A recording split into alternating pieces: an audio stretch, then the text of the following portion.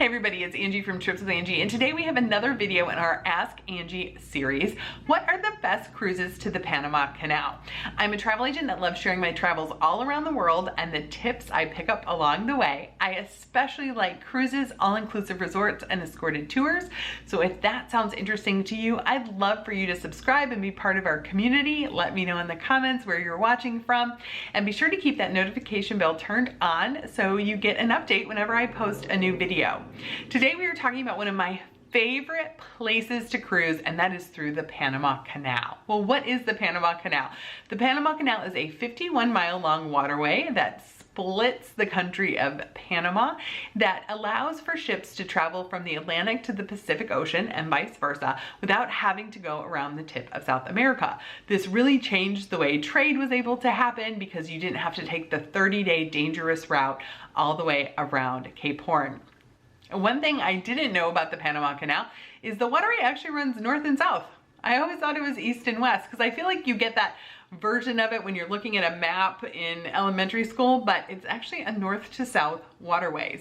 And it's made up of a series of locks, which are basically boat elevators. A boat will enter at one level, and then water will either be added or taken away to get the boat to another level. And what they're doing is they are moving boats from the oceans to a central lake. I had no idea about this. I literally thought the Panama Canal was just like a waterway, like just a roadway. You just came in and went along. But they can't do that because the tides are different on each ocean. So if you just carved a line, if you just carved like a trench that went through the center of Panama, the tides would pull the water in either direction in such a way that boats wouldn't be able to get through. So what they had to do was create a lake in the middle and then locks going up to that lake to make sure that the water level stays stable and that boats are able to transit it all different times of the day. Is that fascinating? I thought it was so interesting. And I absolutely love locks. I just think it's so fascinating that you go in and the boat goes up or down and then these doors open and you come back out. Now there's two sets of locks in the Panama Canal now. They call them the new locks and the old locks. The old locks are smaller and they actually look like Jurassic Park, I think. They have these huge doors that open out when they're done bringing the boat to the appropriate level. It's absolutely incredible. The new locks are much wider, much bigger, and they have sliding door locks. So it'll like slide across and then slide back. Both are fascinating to go through. So that's one thing you want to think about when you're deciding what kind of cruise you want to take on the Panama Canal. Do you want to go through the old locks or the new locks? Because there's two main cruises that go to the Panama Canal. So there's a series of cruises, usually on the larger ocean-going ships that start out of Fort Lauderdale, Miami, or Tampa. They'll go into Panama, go through the first lock, turn around, and then come back out. So that's usually a 10-night cruise. It's round trip from its origination port, so you don't have to book separate flights from one area of the country to the other. It's a little bit shorter, and that gets you into the lock system. Then once you get there, we took an excursion that actually took us all the way through the canal. So you still have the chance to get all the way through the canal on those round trip cruises. You just have to book an excursion that does it. And that was really cool. We went through on a small kind of ferry boat. Now it is very hot. So after like hour 4, it was slightly miserable. And we were really glad we had like those neck things to keep you cool and a fan. And we were able to buy cool drinks on the boat because it's very hot in Panama all year round because it's near the equator. But you did get a chance to go through the entire Panama Canal, and then they take you on a bus back. Because remember, we're only talking about 51 miles here. So you can sail through and easily drive back to meet the ship on the other side. So that's option number 1, round trip. You start in Florida, go, do one lock, circle, come back, but then you need to take an excursion to get all the way through the canal. Then the second option is to transit on your cruise ship. So this is available for all different size vessels. If you saw my different types of cruise ships video, you know we're talking about sailing yachts, expedition ships, small luxury, and large ocean going ships. I have a video that talks all about the differences between those. Those can all transit all the way through. So generally the itineraries for those, you're gonna start somewhere in California, you're gonna sail through and end somewhere in Florida, or vice versa. There's a lot of these sailings when ships are repositioning from the Caribbean to Alaska or Alaska back to the Caribbean. This is an also key component on a lot of cruises that go to South America, especially world cruise segments. So you may start in Fort Lauderdale, go through the Panama Canal, come down the coast of South America, Ecuador, Peru, Chile, head into Antarctica, perhaps, maybe come all the way back around, but that's a part of those cruises as well. So on those, you're going to go through all the sets of locks. Now, you may want to investigate which set of locks you're going to go through on your ship. Now, if you're on a large modern ship, you're definitely going through the new locks. Those are the ones that are wide enough to accommodate you. The old locks only go up to 110 feet across. So you need to be on a much smaller, older ship or on one of those smaller luxury expedition or yachts to go through the older locks.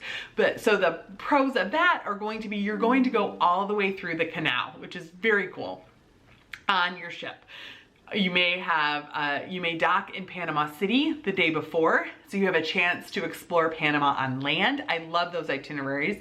If you're coming from California, you dock in Panama City, you have a chance to explore Panama on land, and then you come through the canal. Generally the day as you go through the canal starts very early in the morning. I think we were up about 5:30 a.m. I do have a video, a 5-minute kind of time lapse of us going through the canal, and it takes all day to get through all of the locks. So you go through the first lock, then there's a break, you go through the second lock, and then you're in the lake for a long time, and then you hit the third lock when it comes to the new locks. So that's the other way to see the canal. So which is best? Which is gonna be the best for you? Because remember, there's no best. It's always what's best for you. So for those of you who don't have a ton of time to dedicate to this endeavor, those 10-night round trip cruises out of Florida are gonna be great. You're gonna check the canal off your bucket list. Especially if you do that excursion where it takes you all the way through the canal on the smaller boat, you're gonna be up close and personal with the canal. You're gonna learn how it works. You can pick which set of locks you go through as part of the excursion. So that's a tremendous experience. You can get it done.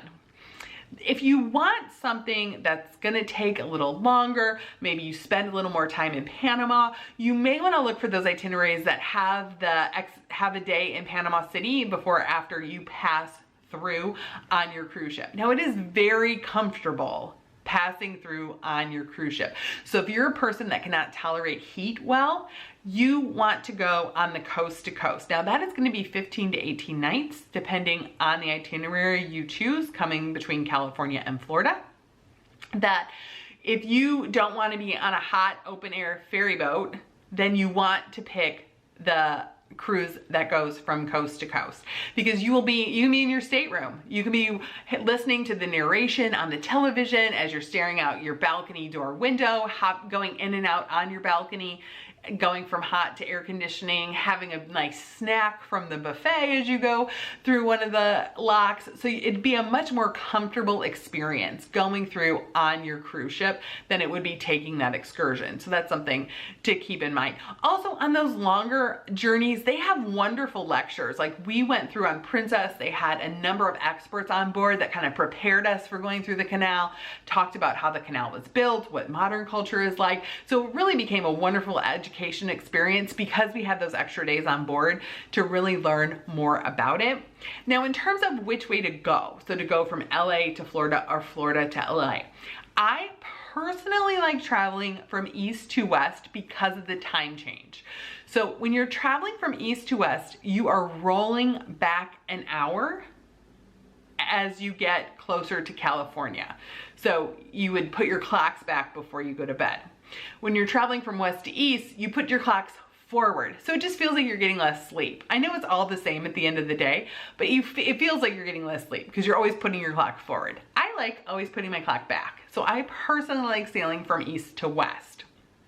It also can depend on when you want your long flight to be. So if you're from the East Coast of the United States or Europe perhaps, maybe you want to sail from California to Florida because you want your long flight first. You want to get the longest part of your journey out of the way first and then kind of sail back closer to home. So that's another thing to think about. So those are all kind of things to consider and think about. The weather in Panama is going to be the same year-round, again, because it's almost right on the equator. It's going to be hot and steamy. You could take into consideration hurricane season, you know, June to November. It tends to kick up a little more in the Pacific earlier in the summer. It tends to kick up more in the Caribbean later in the summer. So you can kind of weigh that. I mean, ideally, I really like sailing in May or those weeks between Thanksgiving and Christmas. Thanksgiving and Christmas are good times to sail through the Panama Canal. So those are your different options. What would you pick? Would you pick the round trip out of Florida, or would you want to sail from coast to coast? Let me know in the comments. And then here's some videos I thought you might like.